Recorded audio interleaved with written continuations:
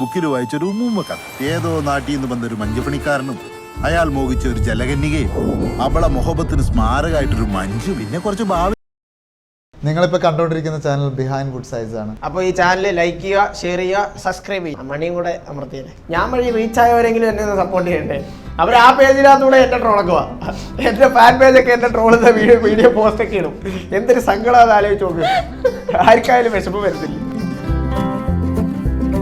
ഇവൻ ആദ്യമേ വന്ന് ഡബ് ചെയ്തിട്ട് അങ്ങ് പോയി. ഞാൻ ലാസ്റ്റിലാണ് ഡബ് ചെയ്തത്. ഇവൻ ട്രോൾ ചെയ്തെല്ലാം ഞാൻ തിരിച്ചിട്ടുണ്ട്. ഫുൾ ആദ്യം മുതൽ അവസാനം വരെ അവൻ്റെ അച്ഛനെ വിളിച്ചിട്ടുണ്ട്. ഞാൻ സെറ്റിലാണല്ലോ. കുറച്ചു നാൾ ഇവരുടെ സെറ്റിലായിരുന്നു സിനിമയുടെ.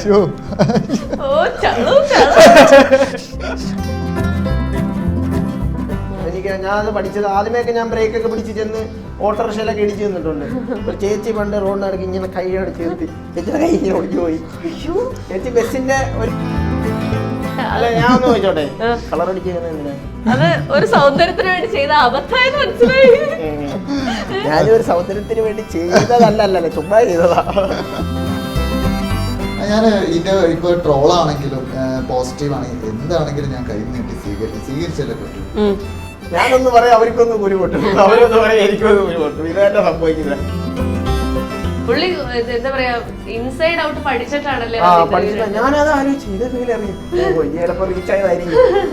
പിന്നെ നമ്മളിനി എന്തോ ചെയ്താലും കരിക്കിനെ കണ്ട് കോപ്പി ചെയ്തെന്നേ പറയും.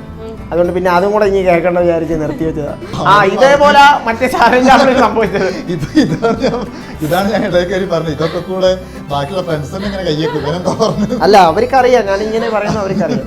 അയ്യോ അവരെ പേരൊന്നും പറയല്ലേ, ഞാൻ കമ്പയർ ചെയ്തൊന്നും പറയില്ല. എനിക്കൊക്കെ ഒരു ട്രോളൊക്കെ വരുന്ന ഇഷ്ടം. അതിഞ്ഞ് വന്നോളൂ. അത് പറഞ്ഞ എടുത്തു പറഞ്ഞേ.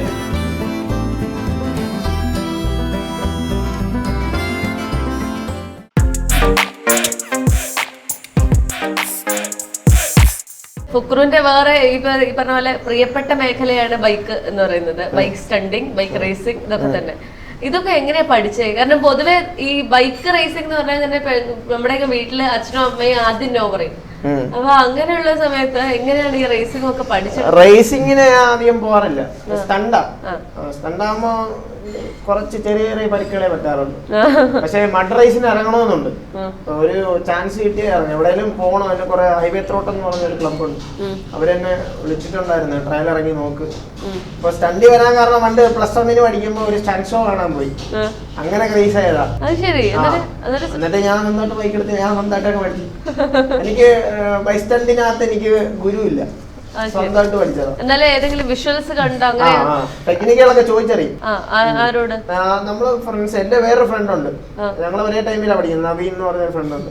എന്നാലും അവന്റെ ഒരു ചേട്ടനുണ്ട്, പുള്ളി നല്ലൊരു ഗ്രൂപ്പിലൊക്കെ ഉള്ളത്. പുള്ളി അവനെ ടെക്നിക്സ് പറഞ്ഞു കൊടുക്കും. എന്നിട്ട് ഞാൻ ചോദിച്ചു നോക്കും. എന്നിട്ട് ഞങ്ങൾ രണ്ടുകൂടെ പഠിക്കുന്നത്. ശരി. ഈ ഭയങ്കര സോഷ്യലി റെലവെന്റ് ആയിട്ടുള്ള വീഡിയോസ് ഒക്കെ പോസ്റ്റ് ചെയ്യുന്നുണ്ടല്ലോ, അതായത് ഓവർ സ്പീഡില് ബൈക്ക് ഓടിക്കരുത് അങ്ങനെയൊക്കെയുള്ള. അത് ഇപ്പം പറയാൻ കാരണം എന്ന് പറഞ്ഞാൽ ഈ സ്പീഡിൽ പോകുന്ന ആൾക്കാർക്ക് ഒരുവിധം ഗിയർ ലോക്കിംഗ് എന്ന് പറഞ്ഞ സിസ്റ്റം അറിയത്തില്ല. ഇപ്പൊ ബ്രേക്ക് പിടിച്ചെന്ന് പറഞ്ഞാൽ നമ്മുടെ വണ്ടി നിൽക്കത്തില്ല. ഗിയർ ലോക്കും കൂടെ ചെയ്താലേ വണ്ടിക്ക്. ബ്രേക്ക് മാത്രം പിടിക്കുവാണെങ്കിൽ നിരങ്ങി പോകത്തുള്ളൂ, നമ്മൾ എന്തായാലും വീഴും. കുറെ വീണ അനുഭവം ഉണ്ടാകണ്ട. ഞാനത് പഠിച്ചത് ആദ്യമേയൊക്കെ ഞാൻ ബ്രേക്കൊക്കെ പിടിച്ച് ചെന്ന് ഓട്ടോറിക്ഷയിലൊക്കെ ഇടിച്ചു നിന്നിട്ടുണ്ട്. ഒരു ചേച്ചി പണ്ട് റോഡിന് നടക്കി ഇങ്ങനെ കൈ അടിച്ച് നിർത്തി. ചേച്ചിയുടെ കൈ ഇങ്ങനെ ഒടിച്ചു പോയി. ചേച്ചി ബസ്സിന്റെ ഒരു ബസ് നിർത്തിയിട്ടേക്കുവാ, ഞാൻ ഓവർടേക്ക് ചെയ്ത് പോവാ.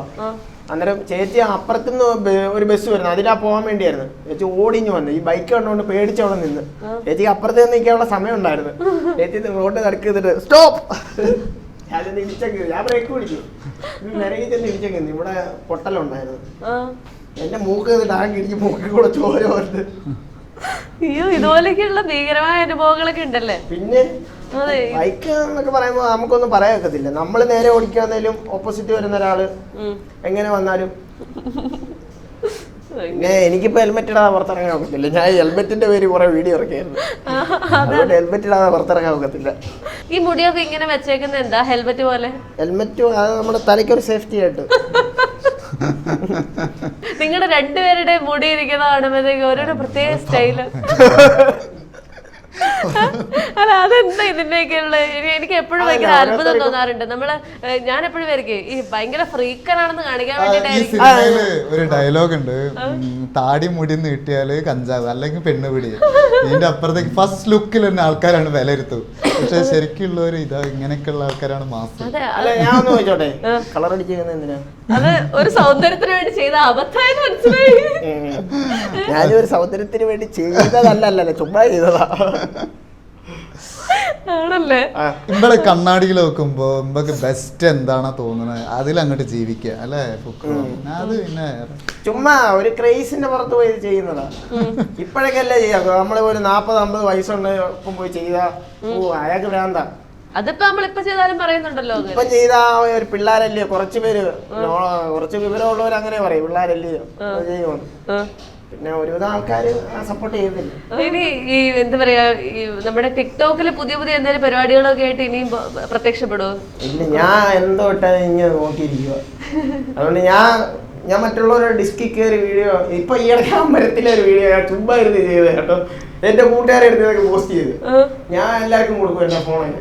അന്നേരം ഇവ എടുത്ത് ഇതങ്ങ് പോസ്റ്റ് ചെയ്ത് ഞാൻ നോക്കി രാവിലെ 30 ഇത് ഏത് വീഡിയോ, ഇത് കൊലക്ക് വാർക്കുന്നത്, അത് ഇതൊക്കെ ഭയങ്കര സീൻ. എല്ലാവരും മമ്മൂട്ടിയെ ഞാൻ കളിയാക്കി, മമ്മൂട്ടിയെ ട്രോൾ ചെയ്ത് പറഞ്ഞു. എന്താ മനസ്സിലായില്ല. എന്നിട്ട് അവസാനം ഞാൻ സഖിയിട്ട് ഞാൻ അങ്ങനെ ഡിസ്കൗണ്ട്, ഞാൻ ചുമ്മാ ഡ്രാഫ്റ്റ് നമ്മൾ കോമഡി ആക്കി തരും. അതിപ്പോ ഒരു സാധാരണക്കാരനാ ചെയ്യുന്നെങ്കിൽ അത് കോമഡി ആയിരിക്കും, ഞാൻ ചെയ്യുവാണെങ്കിൽ ഞാൻ കളിയാക്കിയതായിരിക്കും. അതെന്താ ഇങ്ങനെ മാത്രം ഇത്രമാത്രം എന്താ പറയാ, ഈ നെഗറ്റീവ് ട്രോളുകാര് കുക്രുവിനെ തെരഞ്ഞു പിടിക്കാനുണ്ടായ ഒരു കാര്യം എന്തായിരിക്കും? ഞാനല്ലേ പൂച്ചി മേലി, ഞാൻ അതിന്റെ ഇപ്പൊ മാറിയിരിക്കുന്നത്, ആരെങ്കിലും കേറി വരട്ടെ. എന്നിട്ട് ആരെങ്കിലും കേറി വരുന്നുണ്ടോ? ഞാൻ മാക്സിമം എല്ലാരും ബൂസ്റ്റ് ചെയ്ത് കൊടുക്കും, നല്ലതാ. അങ്ങനെയൊന്നും ചെയ്യാറില്ല, ഞാൻ ചുമ്മാ പറഞ്ഞതാ. ഇപ്പം ഞാൻ ഇപ്പൊ മാക്സിമം ഒഴിവായി നിൽക്കും. ഞാൻ മറ്റുള്ളവർ ചെയ്യുന്ന ഡിസ്കിനകത്ത് കയറി വീഡിയോ ചെയ്യാൻ നിൽക്കത്തില്ല. അന്നേരം അവരെക്കാൾ ലൈക്ക് നമ്മള് മേടിച്ചെന്ന് പറഞ്ഞാൽ അവർക്ക് അത് പിന്നെ ഗെയിം ചെയ്യും. എന്നിട്ട് ഞാൻ ചെയ്യുവാന്നേലും ആ ഡൗൺലോഡ് ചെയ്തിട്ട് എന്റെ ഡിസ്കായിട്ട് ഞാൻ എടുത്തോളൂ ഒരു വീഡിയോസ് എല്ലാം. ഡബ് സ്മാഷിന്നാണ് ഫുക്രു ഇങ്ങനെ ടിക്ടോക്കിലേക്ക് വന്നത്. പക്ഷെ ഫുക്രുവിന്റെ ടിക്ടോക്ക് എടുത്ത് നോക്കി കഴിഞ്ഞാൽ ഒരുപാട് ഫ്രണ്ട്സ് ഉണ്ടല്ലേ, എല്ലാ എന്താ പറയാ, ഫുക്രുവിന്റെ കൂടെ തന്നെ ഒത്തിരി ഫ്രണ്ട്സും ഉണ്ട്. എന്നിട്ട് നിങ്ങളുടെ എന്തെങ്കിലും ഒരു ഐഡിയ ആണ് ബേസിക്കലി വീഡിയോ ആയിട്ട് ഇടുന്നത്. ഈ ഐഡിയ ഒക്കെ ആരാണ് ആക്ച്വലി ക്രിയേറ്റ് ചെയ്യുന്നത്? ഞാൻ തന്നെ. പിന്നെ അവരോട്ട് പറയാം, അവരെ ഇത് എല്ലാം കൂടെ ചേർത്ത് നമ്മളൊന്നും പ്ലാൻ ചെയ്യാറില്ല, എല്ലാം സ്പോട്ടിലാണ്. പ്ലാൻ ചെയ്തൊക്കെ ചെയ്യുവാണെങ്കിൽ നമുക്ക് വേറെ ലെവലിലൊക്കെ ചെയ്യാൻ പറ്റും. നമ്മൾ അങ്ങനെയൊന്നുമില്ല, എപ്പോ ഫ്രീ ആയിട്ടിരിക്കുന്നു അന്നേരം പോവാ, പ്ലാൻ ചെയ്യുക, അങ്ങ് ചെയ്യുക, അത്രേ ഉള്ളൂ. പിന്നെ നമ്മളതായിട്ട് എല്ലാത്തിലും ഞങ്ങളതായിട്ട് ഒരു വെറൈറ്റി കൊണ്ടുവരാൻ നോക്കും. പിന്നെ നമ്മൾ ഇനി എത്ര ചെയ്താലും കണ്ട് കേട്ട് വലിയ ആളാന്നുള്ളൊരു ഇത് എല്ലാവരും മനസ്സിൽ വെച്ചേക്കുക. അന്നേരം നമ്മൾ ഇനി എത്ര പെർഫെക്റ്റ് ആയിട്ട് ചെയ്താലും ഏക്കത്തില്ല. അതുകൊണ്ട് വലുതായിട്ട് വീഡിയോ ചെയ്യാറില്ല. എന്നാലും നമ്മളെ ഇഷ്ടപ്പെടുന്നവരൊക്കെ ഇഷ്ടംപോലെ ഉണ്ട്. ഇപ്പം കൂടുതലും കേരളത്തിന് പുറത്തുള്ളവരാ ഇഷ്ടപ്പെടുന്നത്. അതെന്താ പെട്ടെന്ന് അങ്ങനെ ഒരു ഷിഫ്റ്റ് സംഭവിച്ചേ? അല്ലേ, ഇവര് ഇങ്ങനെ ഒരു ധാരണ, എല്ലാരും മലയാളികളെല്ലാം റോഡും കാര്യങ്ങളൊക്കെ ആയിട്ട് എല്ലാരും വെറുത്തുപോയി. അങ്ങനെ നേരിട്ട് കാണിക്കത്തില്ല നമ്മളിവിടെ. അന്നേരം പുറമേ ഉള്ളവരെന്നൊന്നും അറിയാം, അവർക്ക് മലയാളം അറിയത്തില്ലല്ലോ. ഈ തല്ലുംപിടിക്ക് ഇങ്ങനത്തെ നെഗറ്റീവ് ട്രോളുകൾ എപ്പോഴെങ്കിലും ദോഷമായി വന്നിട്ടുണ്ടോ? ഇല്ല, അങ്ങനെ ഇപ്പൊ തുടങ്ങുന്നേ ഉള്ളൂ. അതൊന്നും നമ്മള് ചിന്തിക്കുന്നില്ല. ഞാൻ നേരത്തെ പറഞ്ഞ പോലെ തന്നെ ഇനിയിപ്പോൾ നെഗറ്റീവോ എന്തോ ആവട്ടെ, ആൾക്കാരിൽ സിനിമ എന്ന് പറയുന്ന ഒരു സംഭവത്തിന് ആൾക്കാരൊരു ക്വാളിറ്റി കാണുന്നുണ്ട്. അത് നമ്മളിപ്പോൾ അത് എന്താണെങ്കിലും ആൾക്കാർ അത് ഒരു മാർക്കിടും. എന്ത് വന്നാലും ഫസ്റ്റ് ഡേ ഫസ്റ്റ് ഷോ കഴിഞ്ഞാൽ ആൾക്കാർ ഒരു 2 ആൾക്കാരാണ് കയറുന്ന വെച്ചാൽ ആ ആള് പറയും നല്ലതാണോ നല്ലത്. ഞാൻ ഇതിന്റെ ഇപ്പൊ ട്രോളാണെങ്കിലും പോസിറ്റീവ് ആണെങ്കിലും എന്താണെങ്കിലും ഞാൻ കൈ നീട്ടി സ്വീകരിച്ചല്ലേ പറ്റുള്ളൂ. അപ്പൊ എന്തായാലും അത് അക്സെപ്റ്റ് ചെയ്യാൻ റെഡിയാണ്. ഫുക്രുവിന് പേടിയുണ്ടോ ഈ ആൾക്കാര് സിനിമയുടെ പേരിലും ഇനി ട്രോള് വന്നു? അല്ല, അതെന്തായാലും കാണും, അത് പ്രശ്നമില്ല. നേരത്തെ ഒക്കെ എനിക്ക് ഭയങ്കര ഫീൽ ആവുമായിരുന്നു. ഇപ്പം ഒരു എല്ലാരും പറയുന്നൊന്നും മൈൻഡ് ചെയ്യേണ്ട കാര്യമില്ലെന്ന്. ഇപ്പൊ ഞാൻ മൈൻഡ് ചെയ്യാറില്ല അധികം. ഒരിടയ്ക്ക് ആൾക്കാരോട് പ്രതികരിക്കാൻ പോയതോ ആണോ? ആൾക്കാരോട് ഞാൻ പ്രതികരിക്കാനൊന്നും പോകത്തില്ല. അല്ല, അതന്നെ ഈ വീഡിയോയിൽ തന്നെ വീഡിയോ ചെയ്ത് പ്രതികരിച്ചതാണോ ഇത്രമാത്രം ട്രോളർമാരെ പിന്നെയും കൂട്ടിയത്? അവർക്ക് പിന്നെയും ബൂസ്റ്റ് ആവും, ഇവര് പിന്നെ എന്നെ ബൂസ്റ്റ് ചെയ്യും.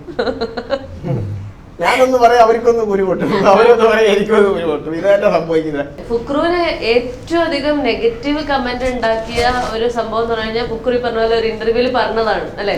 അതായത് ഞങ്ങള് കാണിക്കുന്ന കോപ്രായ ആണെങ്കിൽ സത്യത്തിൽ ചാർലി ചാപ്ലിനൊക്കെ എന്താ കാണിക്കുന്ന എന്ന് അറിയാതെ ചോദിച്ചു പോയാൽ വളരെ എന്താ പറയാ വല്ലാത്ത ഒരു ചോദ്യം. ഞാൻ അങ്ങനല്ല ഉദ്ദേശിച്ചത്, ഞാൻ ആ എഫക്റ്റ് ആണ് ഉദ്ദേശിച്ചത്. ഒരു 2x എന്ന് പറഞ്ഞ ഒരു എഫക്റ്റ് ഉണ്ട് ടിക്ടോക്കിനകത്ത്, അത് ഭയങ്കര സ്പീഡായിട്ടാ. അന്നേരം ഈ ചാർലി ചാപ്ലിന്റെ വീഡിയോക്കകത്തും അത് ഭയങ്കര സ്പീഡായിട്ടാ. അല്ലാതെ ഞാൻ പുള്ളിയെ വെച്ച് കമ്പയർ ചെയ്യാൻ ഞാൻ ആരെങ്കിലും അത് അതാ ഞാൻ ഉദ്ദേശിച്ചത്. പക്ഷെ അത് പറഞ്ഞു വന്ന് നമ്മളിപ്പോ ഈ ഇന്റർവ്യൂവിന്റെ തുടക്കം പറഞ്ഞ എന്തോന്ന് എനിക്ക് ഓർമ്മ കാണത്തില്ല, അന്നേരം വിട്ടുപോകുന്നതായത്. ഇത് നമ്മുടെ കയ്യിൽ നിന്ന് പറ്റുന്ന അബദ്ധങ്ങൾ, അല്ലാതെ പുള്ളിയെ വെച്ച് കമ്പയർ ചെയ്യാൻ. അന്നേരം അത് അവർ ഈ ട്രോളുന്നവർ അതെങ്കിലും ഒന്ന് മനസ്സിലാക്കണ്ടേ. പുള്ളിയുടെ ലെവൽ ഏതാ എന്റെ ലെവൽ ഏതാ. നമ്മള് ടിക്ടോക്ക് ചെയ്യുന്ന പുള്ളി വേറെ ലെവലിൽ നിൽക്കുന്ന ആൾക്കാര്, നമ്മൾ ആ ഒരു എഫക്റ്റിന്റെ കാര്യമാണ് പറയുന്നത്. നമ്മളിപ്പോ എന്തിനും ഒരു എക്സാമ്പിൾ പറയണ്ടേ. നമ്മളിപ്പോ ചെയ്യുന്ന നോർമലി ചെയ്യുന്ന സാധനം 2x എന്നുള്ള എഫക്റ്റ് നമ്മൾ സ്പീഡായിട്ട് വരും, അത് കാണുമ്പോൾ നമുക്കൊരു രസമാണ്. ഈ ചാർലി ചാപ്ലിന്റെ വീഡിയോക്കകത്തും ആ 2x എന്നുള്ള എഫക്റ്റ് കൊണ്ടാ ആ ഒരു വീഡിയോ കാണാൻ രസം. പുള്ളി ഭയങ്കര സ്പീഡിൽ നടന്നു പോകുന്നത്, എല്ലാം സ്പീഡല്ലേ.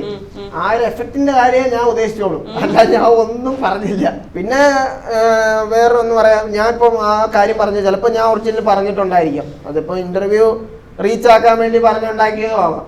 പുള്ളിയെ കുറിച്ച് ഞാൻ ഒന്നും പറഞ്ഞില്ല. പുള്ളി എന്റെ പേഴ്സണൽ കാര്യം വേറെ എടുത്ത് ചോദിച്ചിട്ടുണ്ടായിരുന്നു. അതിൽ ഞാൻ പിന്നെ വലുതായിട്ട് റെസ്പോണ്ട് ചെയ്യാനൊന്നും നിന്നിട്ടില്ല. പേഴ്സണൽ കാര്യം എന്ന് പറഞ്ഞാൽ ഞാനും നമ്മുടെ ഒരു പഴയൊരു ഫ്രണ്ടുമായിട്ടുള്ള വിഷയം വേറെ പുള്ളി എടുത്ത് ചോദിച്ചിട്ടുണ്ടായിരുന്നു. പുള്ളി എന്താ പറയാ ഇൻസൈഡ് ഔട്ട് പഠിച്ചിട്ടാണല്ലേ. പഠിച്ചിട്ടാ. ഞാനത് ആലോചിച്ചു, ഇതൊക്കെ ഇങ്ങനെ അറിയാം, ചിലപ്പോ റീച്ച് ആയതായിരിക്കും എല്ലാ കാര്യങ്ങളും. എന്നാലും നമ്മള് പിന്നെ ആരോടും വഴക്കിനും ദേഷ്യത്തിനും ഒന്നും പോയില്ല. നമുക്ക് എന്തെങ്കിലും ഒക്കെ പ്രതികരിക്കായിരുന്നു. പിന്നെ ആ ഒരു ലെവലിൽ നമ്മൾ പോയില്ല. പിന്നെന്ന് പറയാ, ഇപ്പം നമ്മളിപ്പോ ഒരു 10 ചോദ്യം ചോദിക്കുമ്പോൾ ആദ്യം ചോദിക്കുന്ന ചോദ്യമായിരിക്കും ചിലപ്പോ അവസാനം ഇടുന്നത്. അന്നേരം എഡിറ്റ് ചെയ്യുമ്പോഴും അങ്ങനെ മാറിയും തിരിഞ്ഞും വരാം. അങ്ങനെ സംഭവിച്ചതല്ല, ചെയ്തിട്ടില്ല. അല്ലാതെ ഞാന് മിസ്റ്റർ മീനെയൊക്കെ വെച്ച് വെച്ചിരുന്നു. മിസ്റ്റർ മീനെ ചാർലി ചാപ്ലിനല്ല മാറില്ലേ ഫുക്രോ എന്നൊക്കെ പറഞ്ഞ് ട്രോള്. അത് തല്ലിപ്പിടിയുടെ ലൊക്കേഷൻ നിൽക്കുമ്പോൾ ഞാൻ ട്രോള് കാണുന്നത്. അന്നേരമായിരുന്നു ഞാൻ ഒരു വീഡിയോ എടുത്ത് പ്രതികരിച്ചത്. നമ്മള് അറിഞ്ഞോണ്ടൊന്നുമല്ലേ, ചുമ്മാ നമ്മള് ഇപ്പം ഞാൻ ചെയ്ത വീഡിയോ കൊള്ളത്തില്ലെന്നൊക്കെ പറഞ്ഞ് ഓക്കെ അമ്പലത്തില് അതൊക്കെ കൊള്ളത്തില്ലെന്ന്, അത് പ്രശ്നമില്ല. എന്ത് കാണിക്കുന്നേ എന്ന് പറഞ്ഞ ട്രോളാം. നമ്മൾ ചെയ്യാത്ത കാര്യങ്ങളും പറയാത്ത കാര്യങ്ങളും അതാ ഫീൽ ആവുന്നത്. ബാക്കിയുള്ളതൊന്നും പ്രശ്നമില്ല. ഇവ എന്തുവാടി കാണിക്കുന്നത് അതങ്ങനെ കമന്റ് ഒക്കെ ഇട്ടോ, അതൊന്നും പ്രശ്നമില്ല. ചിലപ്പോ ഓരോരുത്തരും ഇഷ്ടം. കമന്റ് ഇപ്പൊ ഞാൻ നോക്കാറില്ല. കമന്റ് ഇപ്പൊ ഞാൻ നോക്കാറില്ല, നിങ്ങൾ പോകും. അല്ലാതെ ഇങ്ങനെയൊക്കെയുള്ള കാര്യങ്ങൾ വരുമ്പോഴാണ് പ്രശ്നമല്ലേ. പക്ഷെ ഈ പറഞ്ഞ പോലെ ഭയങ്കര റീച്ച് അല്ലേ ആ ഇന്റർവ്യൂ, അല്ലെങ്കിൽ അങ്ങനത്തെ ചില റീച്ചാ. പക്ഷെ നമ്മള് സ്നേഹിക്കുന്ന കുറച്ചു പേരെങ്കിലും വെറുക്കും. ചാർലി ചാപ്ലിനെ ഇഷ്ടപ്പെടുന്ന എത്രയോ പേര് കാണും, എല്ലാം ഇഷ്ടപ്പെടാത്തവരാ കുറവ്. അന്നേരം അവരെല്ലാം നമ്മളെ ഏറ്റവും ആവുമല്ലേ. നമ്മള് അവരെ വെച്ച് കമ്പയർ ചെയ്തെന്നൊക്കെ പറയുമ്പോ ഞാൻ ഏതാണ്ട് വലിയ സംഭവമാണ് ഞാൻ തന്നെ പറയുമെന്ന് പറയുമ്പോ അവര് നമ്മളെ ഏറ്റവും സാവുമല്ലേ. പക്ഷെ എന്നാലും ഇപ്പോഴത്തെ ഫുക്രു ചെയ്യുന്നത് ശരിയാന്ന് തോന്നുന്നുണ്ടോ? കാരണം എന്താ വെച്ച് കഴിഞ്ഞാൽ ആൾക്കാർ എന്നെ മറന്നോട്ടെ, അതുകൊണ്ട് ഞാൻ ഇത് ഒരു വീഡിയോ ഇനി ചെയ്യണില്ല എന്ന് പറയുന്നത്. വീഡിയോ ചെയ്യുന്നില്ലെന്നല്ല, വീഡിയോ ഞാൻ ചെയ്യാറുണ്ട്. പഴയതുപോലെ ടിക്ടോക്ക് എന്ന് പറഞ്ഞ് നിൽക്കാറില്ല. പണ്ടൊക്കെ എപ്പോഴും ഇന്നൊരു വീഡിയോ ചെയ്യണം ഇങ്ങനെ നോക്കി വെക്കും. ഓരോരുത്തരുടെ വീഡിയോ കാണുമ്പോൾ അതിൽ നിന്ന് എനിക്ക് വേറെ ഐഡിയ കിട്ടും. ഞാൻ അതിനു വേണ്ടി ഓരോരുത്തരുടെ വീഡിയോ ഞാൻ എല്ലാ വീഡിയോക്ക് ലൈക്ക് അടിക്കും. എന്നെ വീഡിയോ കൊള്ളാവോ ഇല്ലോ ഒന്നും നോക്കത്തില്ല, എല്ലാത്തിനും ലൈക്ക് കൊടുക്കും. എന്നിട്ട് ഞാൻ അങ്ങനെ നോക്കിയാ വേറൊരു ഐഡിയ കണ്ടുപിടിക്കുന്നത്, ഒരെണ്ണത്തിൽ നിന്നാ മറ്റൊരു ഐഡിയ കണ്ടുപിടിക്കുന്നത്. ഏറ്റവും ആദ്യം 1 മില്യൺ അടിച്ച വീഡിയോ ഏതായിരുന്നു? ഇപ്പത്തെ ഫുക്രുവിന്റെ നോക്കിക്കഴിഞ്ഞാൽ 54.3 മില്യൺ അങ്ങനെയൊക്കെയാണ് എല്ലാം കാണുന്നത്. അല്ല, അത് ഞങ്ങളുടെ തേനുണ്ട എന്ന് പറഞ്ഞ ഒരു വെബ് സീരീസ് ഞങ്ങൾ തുടങ്ങാൻ വേണ്ടി നിന്ന്. അന്നേരം തുടങ്ങാൻ വേണ്ടി ഇന്ന് ഞങ്ങൾ എല്ലാം റെഡിയാക്കിയതാ. ഒരു എപ്പിസോഡിന്റെ ഇൻട്രോ ഒക്കെ ഷൂട്ട് ചെയ്തതാ. പിന്നെ നമ്മളത് തുടങ്ങിയ എല്ലാരും പറയും നമ്മൾ കരിക്ക് കണ്ടിട്ട് തുടങ്ങിയതാ, അതുകൊണ്ട് ഞങ്ങൾ അങ്ങ് നിർത്തി വെച്ച്. അന്നേരം അതിന്റെ പൂജയുടെ വീഡിയോ തേങ്ങ എറിച്ചോട്ടിക്കോ തേങ്ങ അടിച്ചോണ്ട് പോകുന്നുണ്ട്. അത് ഞാൻ ഓടിപ്പോയി തേങ്ങ അടിച്ചോളൂ, അത് 1 മില്യൺ അടിച്ച് തേങ്ങ അടിച്ച് പറ്റുന്നത്. പൂജയുടെ തേങ്ങ എറിച്ച് പൊട്ടിച്ച് അതാ ആദ്യമേ 1 മില്യൺ അടിക്കുന്ന വീഡിയോ. അത് കഴിഞ്ഞു പിന്നെ അങ്ങോട്ടുള്ള എല്ലാത്തിന്റെ ഈ മില്യൺ കണക്കുകളാണല്ലേ. മില്യൺ ഒക്കെ കുറവാ. ആണോ? എല്ലാം കേരള. ഞാൻ കഴിഞ്ഞ ദിവസമൊക്കെ എടുത്ത് നോക്കിയപ്പോ ഫുക്രുവിന്റെ ഇന്റർവ്യൂ എന്ന് പറഞ്ഞിട്ട് ഫുക്രു എന്തൊക്കെ യൂട്യൂബിലൊക്കെ എല്ലാം മില്യനാ. അവരൊക്കെ ഇഷ്ടം പോലെ ഉണ്ടാക്കുന്നുണ്ട്. നമുക്ക് അതിനൊന്നും പരാതിയില്ല. എന്നാ അവരെങ്കിലും എന്നെ ഒന്ന് സപ്പോർട്ട് ചെയ്യണ്ടേ. ഞാൻ വഴി റീച്ച് ആയവരെങ്കിലും എന്നെ ഒന്ന് സപ്പോർട്ട് ചെയ്യണ്ടേ. അവർ ആ പേജിനകത്തൂടെ എന്നെ ട്രോളക്കുക, എന്റെ ഫാൻ പേജൊക്കെ എന്നെ ട്രോളുന്ന വീഡിയോ പോസ്റ്റ് ഒക്കെ ഇടും. എന്തൊരു സങ്കടം അത് ആലോചിച്ച് നോക്കുക. ആർക്കായാലും വിഷമം വരുന്നില്ല. ഇതൊക്കെ കാണുമ്പോഴാ നമ്മള് ഓരോരുത്തർ വിളിച്ചു ആടാ നിന്റെ ഫാൻ പേജ് നിന്റെ ട്രോളുന്നത്. അല്ല യൂട്യൂബ് ചാനൽ ഞങ്ങൾ തേനുണ്ടെന്ന് പറഞ്ഞാൽ അന്ന് തുടങ്ങി 16K സബ്സ്ക്രൈബറൊക്കെ ആയിരുന്നു. പിന്നെ നമ്മളിനി എന്തോ ചെയ്താലും കരിക്കിനെ കണ്ട് കോപ്പി ചെയ്തെന്നേ പറയും. അതുകൊണ്ട് പിന്നെ അതും കൂടെ ഇനി കേൾക്കേണ്ട വിചാരിച്ച് നിർത്തി വെച്ചതാ. തുടങ്ങും എന്തായാലും ചെയ്യും. അതിനു വേണ്ടി കുറെ പേര് ആശയൊക്കെ കണ്ട് കുറെ പേര് കൂടെ നിന്നതാ. അന്നേരം അത് എന്നാലും ചെയ്യും. ഈ സിനിമയിലേക്ക് എങ്ങനെയാ ഫുക്രു എത്തിപ്പെട്ടെ? ആ ഒരു ചേട്ടൻ വഴിയാണ് കോണ്ടാക്ട് ചെയ്യുന്നത്, വാഹിദ് ചേട്ടൻ വഴി. എന്നിട്ട് ഞാൻ പുള്ളി ഇങ്ങനെ ഓഡിഷൻ ഉണ്ട് ഇതെന്ന് പറഞ്ഞ് ഒരു വീഡിയോ എന്റെ ടിക്ടോക്കിലിട്ട് എത്രയോ പേര് എത്രയോ മില്യനൊക്കെ എന്നെ വ്യൂ കയറി. അങ്ങനെ എല്ലാവർക്കും അങ്ങനെ ഓഡിഷൻ ആൾക്കാർ വന്നു. അതെ, അവന്റെ പേജിൽ കൂടി നമ്മളൊരു കാസ്റ്റിംഗ് കോൾ ഇട്ട്. ഞങ്ങളൊരു ലൈവ് വീഡിയോ ഒക്കെ ചെയ്തിട്ട് ഒരു കാസ്റ്റിംഗ് കോൾ ചെയ്തു. അപ്പൊ അന്നേ തീരുമാനിച്ചു ഫുക്രുവിനെ കാസ്റ്റ് ചെയ്യാൻ? അല്ല ഞാൻ ഇതൊന്നും അറിയുന്നില്ല, ഞാൻ ഇതിനകത്തുണ്ടെന്ന്. എന്റെ അടുത്ത് പുള്ളി വിളിച്ച് പറയുന്നത് ഇതേപോലെ പ്രൊമോട്ട് ചെയ്യണോന്നാ പറഞ്ഞത്. ഞാൻ അന്നേരം എടുത്ത് ഇട്ട് കൊടുത്ത് ഞാൻ അറിയുന്നില്ല ഞാൻ ഈ സിനിമയിലുണ്ടെന്ന്. എന്നിട്ടാണ് അവനോട് ഞങ്ങൾ പറയുന്നത്. അവന്റെ ഒരു ക്യാരക്ടറാണ് നമ്മൾ അതിലൊക്കെ മനസ്സിലാക്കേണ്ടത്. അപ്പൊ എന്താന്ന് വെച്ചാൽ ഒന്നും പ്രതീക്ഷിക്കാതെ അവന് നമുക്ക് വേണ്ടിയൊക്കെ ചെയ്ത്. അപ്പൊ ഇതിന്റെ ഒരു സംഭവം എന്ന് പറഞ്ഞാൽ ഫസ്റ്റ് പബ്ലിസിറ്റി അല്ലേ, അത് ഏത് വഴി കൂടെ വന്നു എന്നല്ല, സിനിമയ്ക്ക് ഒരു പബ്ലിസിറ്റി ഭയങ്കര ഹൈപ്പാണ്. അവനൊന്നും പ്രതീക്ഷിക്കാതെയാണ് അങ്ങനെ ഒരു സംഭവമൊക്കെ ചെയ്തത്.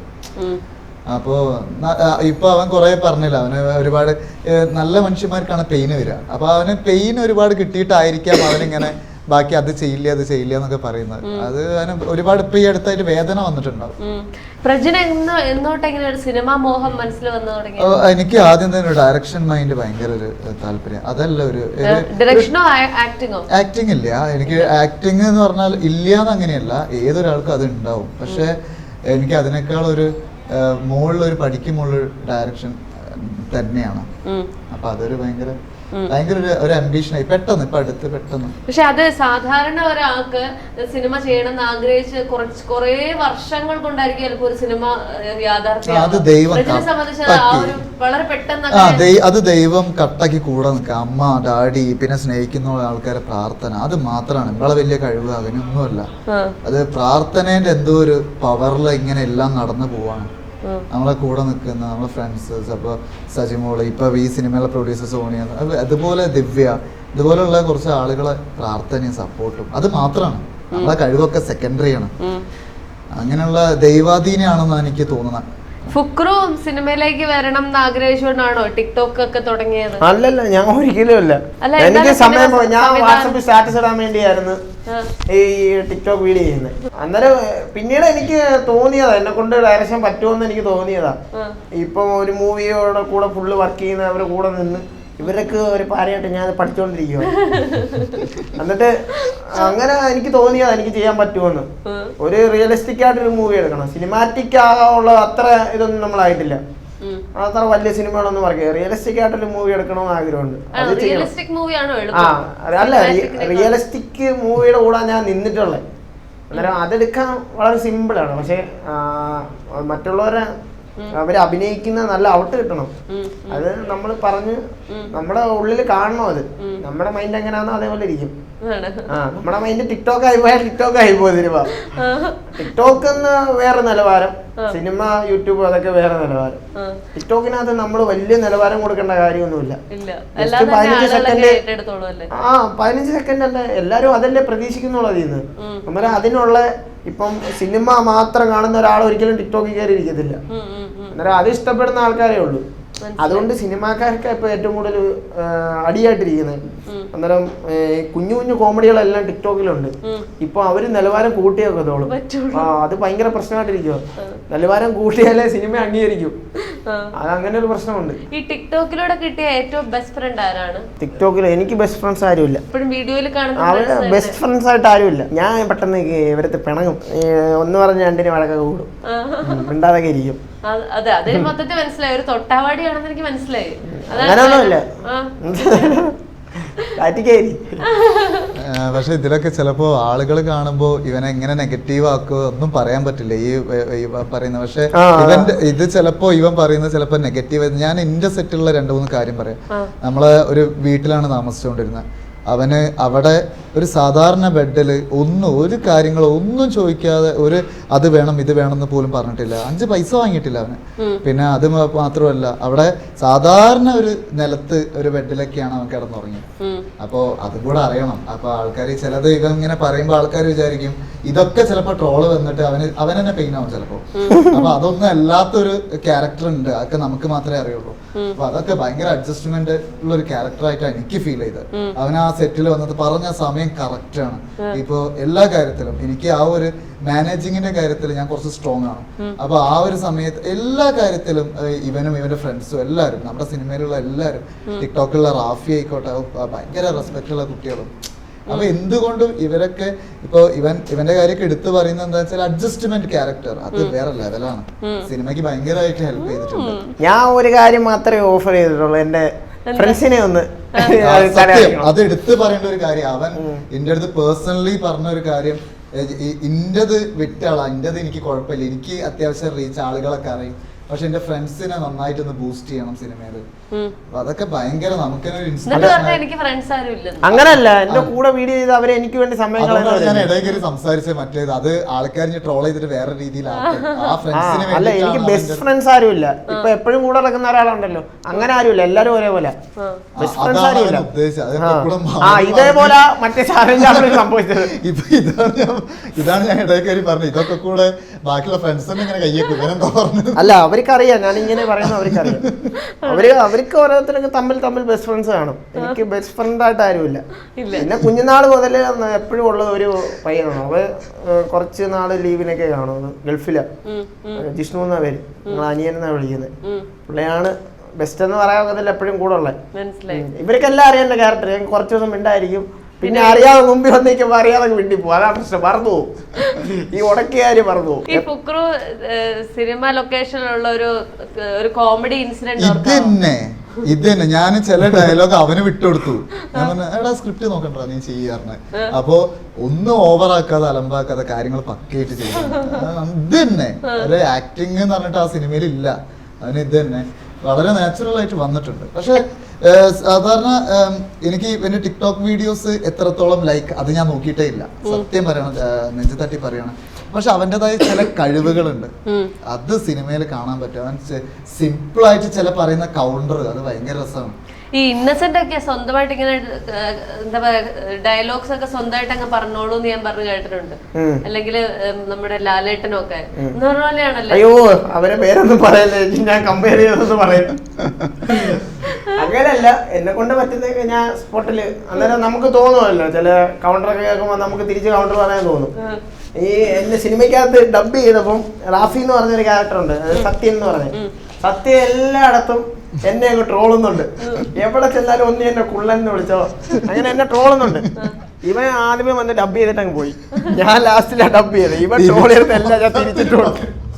ഫുൾ ആദ്യം മുതൽ അവസാനം വരെ അവൻ്റെ അച്ഛനെ വിളിച്ചിട്ടുണ്ട്. അവനത് അറിഞ്ഞിട്ടില്ല ഇവരെ. ഓന്നിട്ട് പറയാ വളരെ നന്നായിട്ട്. പിന്നെ എന്നോട് ഒരു ചാൻസ് കൂടി ഇനി വല്ല ഡബിങ് ഞാൻ ഒന്നുമില്ല ഒക്കെ ചെയ്തിട്ട് പോയിട്ട് ഇതുപോലെ കൊച്ചു കൊച്ചു പണികൾ കൊടുക്കുന്ന കൂട്ടത്തിലാണ്. അത് കൊടുക്കും. നമ്മള് ട്രോളാൻ പറ്റുന്നതൊക്കെ നമ്മൾ ട്രോളും, ചിരിച്ചുകൊണ്ടങ്ങ് ട്രോളും. പക്ഷെ അതൊക്കെ നന്നായി വന്നിട്ടുണ്ട് കേട്ടോ. ഒരു ചളിയാവാതെ അലമ്പാവാതെ വന്നിട്ടുണ്ട്. നമ്മളെന്നെ പറഞ്ഞ് ഓവറാക്കി. എത്ര ദിവസത്തെ ഷൂട്ട് ഉണ്ടായിരുന്നു? 35-40 ദിവസം അസോസിയേറ്റ്സ് ഒക്കെ ചാർട്ട് ചെയ്തിട്ടുണ്ട്. നമ്മളത് 21 ദിവസം കൊണ്ട് തീർത്തു. അത് ജൂണ് തീർത്തു. ജൂണ് 7th സ്റ്റാർട്ട് ചെയ്തിട്ട് 20th ആകുമ്പോഴേക്ക് തീർത്തു. നമുക്ക് റിയലിസ്റ്റിക് മൂവി ഒന്നും അത്ര സമയം വേണ്ടി വരത്തില്ല. പക്ഷെ നമ്മള് സിനിമേന്റെ ക്വാളിറ്റി വെച്ച് നോക്കുകയാണെങ്കിൽ നല്ല ക്യാമറ, ടെക്നീഷ്യൻസ്മാരൊക്കെ ഇപ്പൊ പ്രിയദർശൻ സാറിന്റെ പടത്തിലൊക്കെ വർക്ക് ചെയ്യുന്നത്. പിന്നെ ക്യാമറ ആണെങ്കിലും എല്ലാവരും നല്ല ഹൈ ടെക്നീഷ്യൻസ്. പിന്നെ പക്ക റെഡിലാണ് പടം ചെയ്തത്. ക്യാമറ അതിലും ക്വാളിറ്റിയിൽ ഇപ്പൊ മ്യൂസിക് സുമേഷ് പരമേശ്വറാണ് ചെയ്തത്. ഗോപി സുന്ദറിന്റെ റൈറ്റ് ഹാൻഡ് ആണ്. നല്ല ഇപ്പൊ കേരളത്തിലെ ഏറ്റവും ടോപ്പ് ഗിറ്റാറിസ്റ്റ്. അങ്ങനെയുള്ള ക്വാളിറ്റിയിൽ യാതൊരു കോംപ്രമൈസ് ചെയ്തിട്ടില്ല. പിന്നെ ഇതിൽ പിന്നെ എടുത്ത് പറയേണ്ട ഒരാളാണ് നമ്മുടെ കൂടെ കട്ടക്കുന്ന രതീഷ് ഏട്ടൻ എന്ന് പറഞ്ഞ ഒരാള്. രതീഷ് ഈ സിനിമയുടെ എഡിറ്ററാണ്. ഒക്കെ വിട്ടിട്ട് നമ്മളെ കൂടെ നിന്ന് സിനിമ മുഴുവൻ ഈ ഒരു സെക്കൻഡ് വരെ ആളിപ്പോ ഇവിടെ ഉണ്ട്, ഈ ഒരു സെക്കൻഡ് വരെ കട്ടാക്കി നിന്ന് വർക്ക് ചെയ്യുന്ന ഒരു പേഴ്സൺ ആണ്. അപ്പൊ അങ്ങനെ ഒരുപാട് ആൾക്കാർ, കുറച്ച് ആൾക്കാരെ ഇന്ത്യ സിനിമയിൽ ഞാൻ ഒരുപാട് ആൾക്കാർ കഷ്ടപ്പെടുത്തിയിട്ടില്ല, സ്നേഹിച്ചുകൊണ്ടാണ് ആ സിനിമ തീർത്തത്. അപ്പൊ കൈവിരലിൽ എണ്ണാൻ പറ്റുന്ന ആൾക്കാര് അത് ഭയങ്കര ഹാർട്ട് ടച്ച് ആയിട്ട് കൂടെ ഉണ്ട്, ഇപ്പോഴും ഉണ്ട്. അതൊക്കെ ഒരു സിനിമയുടെ ഭയങ്കര ഒരു പോസിറ്റീവ്, ദൈവത്തിന്റെ ഒരു, ഞാൻ പറഞ്ഞ ഒരു അനുഗ്രഹം കിട്ടിയിട്ടുണ്ട്. ഇനി എന്തൊക്കെയാണ് ഫുക്രുവിന്റെ പരിപാടികൾ? ഫുക്രുവിനെ മാറി നിൽക്കുകയാണെന്ന് അറിയാം, പക്ഷെ ഇനി എന്താണ് പരിപാടികൾ? പരിപാടി നൈസായിട്ടൊരു സിനിമ ചെയ്യണം. അതെങ്ങനെ നൈസായിട്ട് സിനിമ ചെയ്യാ? ആരും അറിയാതെ ആർട്ടിസ്റ്റുകൾ മാത്രമേ പറഞ്ഞാൽ മതി. നല്ല ആർട്ടിസ്റ്റുകൾ വെച്ചൊരു സിനിമ ചെയ്യണം. നല്ല ആർട്ടിസ്റ്റുകൾ. അതിനുള്ള കഥയും തിരക്കഥയും ഒക്കെ കഥയൊക്കെ നോക്കി കണ്ടൊക്കെ വെച്ചിട്ടുണ്ട്. ആണ്, ഓൾറെഡി എല്ലാം സെറ്റാണ്.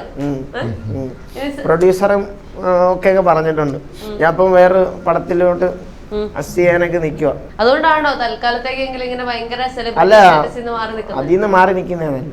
ഞാൻ അങ്ങനെ നമ്മളിപ്പം മാറി നിന്നായിരുന്നേ ആ ഒരു ലെവലിൽ നിന്നേനെ. ഞാൻ എല്ലാ ആൾക്കാരുടെ ഇടയിലും എപ്പോഴും പോകും, ബൈക്കില് പോകും, ആൾക്കാരുടെ ഇടയിലൊക്കെ ഇറങ്ങി നിൽക്കും. അത് കുറഞ്ഞുകൊണ്ടിരിക്കുക. മാക്സിമം എല്ലായിടത്തും പോകും, എല്ലായിടത്തൊക്കെ നിൽക്കുകയൊക്കെ ചെയ്യും. നമ്മൾ ആ ഒരു പ്രൗഢിയിൽ നടക്കത്തൊന്നുമില്ല. ഇപ്പൊ ഒരു കാറിനകത്ത് ചുമ്മാ നടക്കുകയൊക്കെ ചെയ്യാം, ഷോ ഒക്കെ കാണിച്ച്. ഇല്ല ഇല്ല, ഞാൻ ബൈക്കിൽ തരാൻ കൂടെ ഷോർട്സ് ഒക്കെ ഇട്ട് കാട്ടി കൂടെ ഒക്കെ തരാൻ വരാമോ, അങ്ങനൊന്നും ഇല്ല. തലപ്പള്ളിയിൽ കൂടെ നടന്നു പോകും, അങ്ങനൊന്നുമില്ല. ഫുക്രുവിന്റെ വീട്ടിലെ കാര്യങ്ങളൊന്നും ചോദിച്ചില്ല. വീട്ടില് വേറെ ആരൊക്കെ ഉണ്ട്? അച്ഛൻ, അമ്മ, ചേട്ടൻ. ചേട്ടൻ എന്താ ചെയ്യുന്നേ? ചേട്ടൻ വേറെ ലെവല്, ഞാൻ വേറെ ലെവല്. ചേട്ടൻ ഏത് ലെവലാണ്? ചേട്ടൻ NIT BTech ഒക്കെ കഴിഞ്ഞ് ജോലി ചെയ്ത് IIM MBA ഒക്കെ കഴിഞ്ഞപ്പോ ജോബാ. അത് ശരി, ചേട്ടൻ വേറെ ലെവലാ. ഓ അത് ശരി. അപ്പൊ അച്ഛനും അമ്മയ്ക്ക് രണ്ട് എക്സ്ട്രീമിലുള്ള മക്കളാണല്ലേ? അവരെങ്ങനെ കമ്പയർ ചെയ്യാറുണ്ടോ? കമ്പയർ ചെയ്യുന്ന ഒരാപ്പകൽ ആണല്ലേ, അങ്ങനെ പറയാറുണ്ടോ? അങ്ങനെ പറയത്തൊന്നുമില്ല, ഇല്ല, ക്ഷാപാദമൊന്നുമില്ല. ഇല്ല. എന്നാലും അമ്മയ്ക്ക് ചേട്ടനോട് ഇച്ചിരി സ്നേഹമാണോ ഒരു ഡൗട്ട്. എല്ലാ അച്ഛനും അമ്മയ്ക്കും മക്കളൊക്കെ എവിടെയെങ്കിലും ഒക്കെ സെറ്റിൽ ആവണമെന്നാണല്ലോ ആഗ്രഹം. ഞാൻ സെറ്റിൽ ആണല്ലോ. ആണല്ലേ? കുറച്ചു നാൾ ഇവരുടെ സെറ്റിലായിരുന്നു.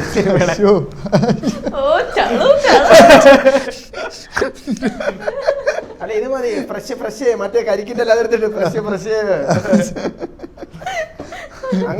അങ്ങനൊന്നുമില്ല. ഞാനിപ്പോ ഒരു ടാറ്റു സ്റ്റുഡിയോ ഇടാൻ പോകും. ചേട്ടൻ ടാറ്റു സ്റ്റുഡിയോ എന്ത് നല്ല ബിസിനസ് ആണെന്നറിയോ? എനിക്കറിയില്ല. അതിനെ കുറിച്ച് അല്ല, അപ്പൊ ടാറ്റു സ്റ്റുഡിയോ ഇടാനാണോ ഏറ്റവും അടുത്ത? അത് ചുമ്മാ നമ്മൾ അങ്ങോട്ടും ഇങ്ങോട്ടൊക്കെ നടക്കുമ്പോൾ കാശ് വേണ്ടേ? എന്നും ഇനോഗ്രേഷൻ എന്ന് പറഞ്ഞ് നടക്കുമ്പോ എന്തെങ്കിലും ഒരു വരുമാനം വേണ്ടേ? തീർച്ചയായിട്ടും വേണം. അപ്പൊ ആരെ ടാറ്റു ചെയ്യാൻ അറിയോ? അല്ല, എന്റെ കൂടെ എന്റെ നാട്ടിൽ എന്റെ ബെസ്റ്റ് ഫ്രണ്ട് പണ്ട് സ്കൂളിൽ പഠിച്ചപ്പോ വരയ്ക്കുന്ന ഒരു പയ്യനെ എനിക്കറിയായിരുന്നു. ഞാൻ ഇങ്ങനെ ചോദിച്ചേടാ, നമ്മൾ മൈമൊക്കെ ഒരുമിച്ച് ചെയ്യുമായിരുന്നു, നീ വരയ്ക്കുമോ ഇപ്പോഴും? എന്തോ ചെയ്യുന്നെന്ന് ചോദിച്ചു. അവൻ എഞ്ചിനീയറിംഗ് കഴിഞ്ഞ് ചെയ്യുന്നതാ. എന്തോ ചെയ്യുന്നെന്ന് ചോദിച്ചു. എടാ ഞാൻ ചുമ്മാ നിൽക്കുവാടാ, പോസ്റ്റാന്നൊക്കെ പറഞ്ഞു. അന്നേരം നമുക്ക് ഞാൻ സ്റ്റുഡിയോ ഇടാം, നിന്നെ ഞാൻ പഠിപ്പിക്കാം എന്ന് പറഞ്ഞ് ഞാൻ ഇൻഫെക്റ്റ് മോങ്സ് എന്ന് പറഞ്ഞ ടാറ്റു സ്റ്റുഡിയോ കൊണ്ടാക്കി. ഞാൻ തന്നെ അവനെ അവിടെ നിർത്തി പഠിപ്പിക്കുന്നത്. അവനും പിന്നെ വേറൊരു ഫ്രണ്ടും എന്റെ കൂടെ വീഡിയോ ഒക്കെ ചെയ്യുന്ന കുത്തുമ്പി കുറഞ്ഞ പയ്യനുണ്ട്. അന്നേരം അവനെ ഞാൻ അവിടെ കൊണ്ടാക്കി. അവനും വെറുതെ നിന്നതാ. അന്നേരം അവര് പഠിച്ചു കഴിഞ്ഞിട്ട് ഇപ്പൊ അവർ രണ്ട് വീടടുത്താ. അന്നേരം വീട്ടിന്റെ മേളില് ഒരു ടെറസ് ഉണ്ട്, അതിപ്പോ ഫുള്ള് കവർ ചെയ്ത് അതിലാ തുടങ്ങാൻ വേണ്ടി ഇരിക്കുന്നത്. അവരിപ്പോ ചെയ്ത് പഠിച്ചുകൊണ്ടിരിക്കുവോ. ഈ ടാറ്റു എന്താ? ഒന്നുമില്ല, ലൈവ് മ്യൂസിക് ലവ്. ഈ എന്താ പറയാ, നമ്മുടെ ഇത്രയും മാസ്കുലിൻ ബോഡി ജിം വർക്ക്ഔട്ട് ഒക്കെ ഉള്ള ആളാണോ? വർക്ക്ഔട്ട് ഒന്നുമില്ല, ഞാൻ പണ്ട് റെസ്ലിംഗ് സ്റ്റേറ്റ് ഒക്കെ പോയിട്ടുണ്ട്. അത് ശരി, അങ്ങനെയൊക്കെയുള്ള കഴിവുകളുള്ള ആളാണ്. റെസ്ലിംഗ് സ്റ്റേറ്റ് പോയിട്ടുണ്ട്, ഞാൻ പഠിപ്പിച്ച ഒരു കൊച്ചു സ്റ്റേറ്റ് പോയിട്ടുണ്ട്. റെസ്ലിംഗ് പഠിപ്പിക്കാനൊക്കെ പോകും, ഗുസ്തി, കബഡി പഠിപ്പിക്കാൻ പോകും. അത് ശരി, ഇങ്ങനെയൊക്കെയുള്ള കഴിവുകളൊക്കെ ഉള്ള ആളാണ്. എല്ലാ മേഖലയുണ്ട്. പാട്ട് പാടോ? ഇല്ല ഇല്ല. വേറെ എന്തൊക്കെയാ ചെയ്യാ? വേറെ എന്താ, മൈമ പഠിപ്പിക്കാൻ പോയിട്ടുണ്ട്. ഇതൊക്കെ എങ്ങനെയാ പഠിച്ച്? ഞാൻ പറഞ്ഞില്ലേ, എനിക്ക് ഒരെണ്ണത്തിൽ ഇങ്ങനെ നിൽക്കാനൊന്നും ഇഷ്ടമല്ല, എല്ലാം ഇങ്ങനെ. ഓ അത് ശരി. അപ്പൊ അതാണ് ഇപ്പൊ ടിക്ടോക്കിൽ നിന്ന് പതുക്കെ മാറുന്നത്, കാരണം മടുത്തു തുടങ്ങിയെന്ന് തോന്നുന്നല്ലേ? അല്ല, മടുത്തു തുടങ്ങിയതല്ല, ഈ അവർക്ക് ഇഷ്ടമല്ല. പിന്നെ നമ്മള് ഇഷ്ടമുള്ളവർക്ക് ഇഷ്ടം പോലെ പേരുണ്ട്, നമ്മളത് നോക്കിയാൽ മതി. എന്നാലും നമ്മുടെ കണ്ണിനകത്ത് എപ്പോഴും നെഗറ്റീവ് വരത്തുള്ളൂ. നെഗറ്റീവ് പബ്ലിസിറ്റി അല്ലേ ഏറ്റവും കൂടുതൽ നമുക്ക് റീച്ച് തരുന്നത്. അതുകൊണ്ടാ അത് നെഗറ്റീവ് ആയിരിക്കും കൂടുന്നത്. എനിക്കൊക്കെ ഒരു ട്രോളൊക്കെ വരുന്ന ഇഷ്ടം. അതിഞ്ഞ് വന്നോളൂ, അത് എടുത്തു പറഞ്ഞേ, അത് സെറ്റായി. മിക്കവാറും എന്നെ ഒഴിവാക്കിയിട്ട് ഇവർ രണ്ടിനെ എടുക്കും. അയ്യോ അപ്പൊ ഇനി ഏതായാലും ഫുക്രു കുറച്ച് ഇന്റർവ്യൂസ് ഒക്കെ കൊടുക്കും. ഇന്റർവ്യൂ ഞാൻ നോക്കി കണ്ട് കൊടുക്കാറുണ്ട്. അത്രേ ഉള്ളൂ അല്ലേ? അല്ല ഇപ്പൊ ഞാൻ സത്യം പറഞ്ഞ ലോക്കായി പോയതാ. ഇന്റർവ്യൂ സെറ്റപ്പ് ആയിട്ടൊക്കെ വരുന്നില്ലായിരുന്നു. ഇത് സത്യം എനിക്ക് പിന്നെ എങ്ങനെയെങ്കിലും ലോക്ക് ആയതെന്നുള്ള സത്യം പറ. അത് ഞാൻ പറഞ്ഞില്ലേ ആ വണ്ടി BR എന്ന ഇത് അതൊക്കെ കണ്ട ഓ ഇത് പാർട്ടിയാ സിനിമയുടെ പാർട്ടിയാതോ എന്ന് പറഞ്ഞു വന്നതാ. അത് ശരി. ഈ സിനിമക്കാര് പിടിച്ചോണ്ട് വന്നാണോ? അതെ ഞാൻ ഇപ്പൊ വന്നല്ലോ കഷ്ടകാലത്തിനെങ്ങാനും രതീഷനോട് പറഞ്ഞു ഞാൻ എറണാകുളം ഉണ്ടെങ്കിലൊക്കെ ഒന്ന് കാണണം. അപ്പോഴാണ് ഇങ്ങനെ നിങ്ങളുടെ സംഭവം മനസ്സിലായി. ആ മോനെ ഒന്നും ഇങ്ങോട്ട് പാടാന്ന് പറഞ്ഞപ്പോ ഞാൻ ഇവിടെ എത്താൻ നമ്മളെ കുറച്ചും കൂടെ പറഞ്ഞു. പിന്നെ നമ്മളെ ഒരു ഡയറക്ടർ കാണുമ്പം പറയാൻ നമ്മള് കേൾക്കണ്ടേ? പിന്നെ തീർച്ചയായിട്ടും അതുകൊണ്ട് അതല്ലേ ഞാൻ ചോദിച്ചു. അത് ഒരാളെ എന്നെ വിളിച്ചേ എടുത്തു. ഇപ്പൊ ഞാൻ ഒറ്റയ്ക്കാണ്, നിങ്ങൾ ആരെങ്കിലും വില വെക്കൂ? അതാണ് മനസ്സിലായില്ലേ? ഇപ്പൊ ഡയറക്ടറിനെ പ്രൂവ് ചെയ്യാനുണ്ട്. സത്യം ഡയറക്ടർ സിനിമ ഇറങ്ങി പ്രൂവ് ചെയ്യണം. ഫുക്രു ഓൾറെഡി പ്രൂവ്ഡ് ആണല്ലോ. സത്യം അതാണ് അവൻ നമ്മളിന്ന് ആരും അറിയില്ലല്ലോ. അപ്പൊ ഇവന്റെ ഒക്കെ ബാനറിലല്ലേ അറിയപ്പെടുന്നത്. കേട്ടോ ഫുക്രു. അതുകൊണ്ട് ഫുക്രു ഇങ്ങനെയുള്ള പ്രൊമോഷനൊക്കെ എന്താ പറയാ ഹൃദയം നിറഞ്ഞ് സഹായിക്കണം. വേറെ ലെവലാണ്. ഞാൻ എല്ലാവർക്കും ഞാൻ ഇതുവരെ പെയ്ഡ് പ്രൊമോഷൻ ഒന്നും ചെയ്തിട്ടില്ല. ഇല്ല, ഞാൻ എല്ലാം ഫ്രീ ആയിട്ടാണ് ചെയ്ത് കൊടുക്കുന്നത്. ഓ അത് ശരി.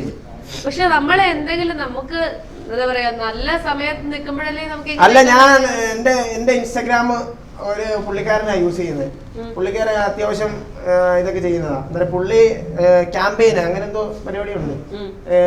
അന്നേരം പെയ്ഡ് പ്രൊമോഷൻ ഒക്കെ വരും. അത് നമ്മൾ ചാരിറ്റിക്ക് വേണ്ടിയാ പുള്ളി തന്നെ കൊടുത്തോളും. അതിനു വേണ്ടി ഇപ്പം കൊടുത്തിട്ടുണ്ട്. അങ്ങനെയൊക്കെ പ്ലാൻ ചെയ്ത് വെച്ചിട്ടുണ്ട്.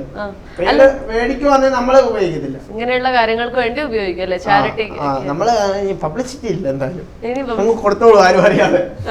ഞാനിപ്പോ ഒരു പുള്ളിയുടെ വീഡിയോ ചെയ്തിട്ട് രണ്ട് മക്കളുണ്ട്, കിഡ്നിക്ക് 2 തകരാറ്. പുള്ളിയുടെ വീഡിയോ ചെയ്തിട്ട് ഞാൻ പോയി പുള്ളിയെ കൊണ്ട് എടുപ്പിച്ചതാ. ഞാൻ അതിനകത്തൊന്നും മിണ്ടിയില്ല. അന്നേരം ഉടനെ ആൾക്കാർ പറയാതെ നീ പറഞ്ഞായിരുന്നേ കുറച്ചുകൂടെ ഇതായിരുന്നേന്. ഞാൻ പറഞ്ഞിട്ടിട്ടായിരുന്നേ പറഞ്ഞേ ഓ പബ്ലിസിറ്റിക്ക് വേണ്ടി ഇറങ്ങിക്കോ. ഒന്നും ചെയ്യാൻ ഒക്കത്തില്ല, അതാണ് മെയിൻ പ്രശ്നം. നല്ലത് ചെയ്യാൻ ഒക്കത്തില്ല, ചീത്ത ചെയ്യാൻ ഒക്കത്തില്ല. ഏതായാലും ഫുക്രുവിന്റെ വിഷമം മനസ്സിലാക്കുന്നു. നിങ്ങളൊക്കെ മനസ്സിലാക്കും, യവന്മാര് മനസ്സിലാക്കത്തില്ല. ഏതായാലും സിനിമ എന്നാണ് റിലീസ് ആവുന്നത്? നവംബർ 2nd വീക്ക് ഒക്കെ ആയിട്ട് റിലീസ് ആണ്. ഇപ്പൊ തല്ലുംപടി സിനിമയ്ക്ക് എല്ലാവിധ ആശംസകളും. ഫുക്രു മറ്റൊരു അവതാരമായിട്ട് ഞങ്ങൾ വീണ്ടും ഫുക്രുവിനെ പ്രതീക്ഷിക്കുകയാണ്. അതിത് ഇന്റർവ്യൂ ഇറങ്ങുമ്പോൾ പ്രതീക്ഷിക്കാം മറ്റൊരു അവതാരം. പുതിയ പേര് എന്തൊക്കെയാണോ? എന്തായാലും thank you so much Fukru. Okay, thank you.